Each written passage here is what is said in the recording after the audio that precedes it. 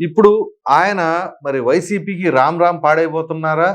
వేరే పార్టీ కోసం వెతుకుతున్నారా అనంటే, ప్రస్తుతం వస్తున్న సోషల్ మీడియాలో వార్తా కథనాల ప్రకారంగా ఆయన ఖచ్చితంగా వైసీపీకి దూరంగా జరగబోతున్నారు అన్నట్లుగా సమాచారం.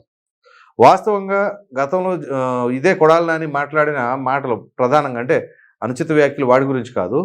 జగన్మోహన్ రెడ్డి గారి గురించి, వైసీపీ గురించి అనేది చాలా బలంగా, గట్టిగా మాట్లాడారు. నేను ఎట్టి పరిస్థితుల్లో నా జీవితాంతం జగన్మోహన్ రెడ్డి గారి వెంటే ఉంటాను అని చెప్పేసి అన్నారు. మరి అటువంటి ఆయన ఈ విధంగా ఆల్ ఆఫ్ ఎ సడెన్‌గా పార్టీ మారే అవకాశాలు ఉన్నాయా అంటే దాదాపుగా కష్టమే.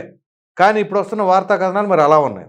అయితే ఇక్కడ ప్రధానంగా అప్పుడు కొడాలి నాని గారు మాట్లాడిన మాటలను బట్టి అర్థం చేసుకుంటే, జగన్మోహన్ రెడ్డి గారు ఖచ్చితంగా మరలా మరలా గెలుస్తారు అనే ట్రాన్స్‌లో ఈయన గూడా ఉన్నారేమో బహుశా. సో, అందుగురించే ఇక ప్రజల అకౌంట్‌లో ఎలాగో డబ్బులేసేస్తున్నాం కాబట్టి ప్రజలకు అంతకంటే ఇంకేం కావాలనే ఉద్దేశంతో ఈయన గూడా ఉన్నారేమో. సో, జగన్మోహన్ రెడ్డి గారి బటన్ నొక్కుడు కార్యక్రమాన్ని ఈయన గూడా నమ్మి ఆయన రాజకీయంగా ఎంటర్ అయిన దగ్గర నుంచి కూడా 4 ఎన్నికల్లో పోటీ చేశారు. 4 ఎన్నికల్లో గెలిచారు. ఇక ఐదో ఎన్నిక కూడా ఖచ్చితంగా గెలుస్తాం. జగన్మోహన్ రెడ్డి గారు అంత బ్రహ్మాండమైన పరిపాలన అందిస్తున్నారు అని చెప్పేసి ఆయన కూడా బ్లైండ్‌గా నమ్మారేమో.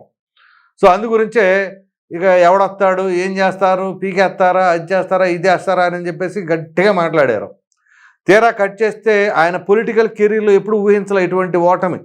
అటువంటి ఘోర ఓటమినే చవిచూశాడు కొడాలి నాని.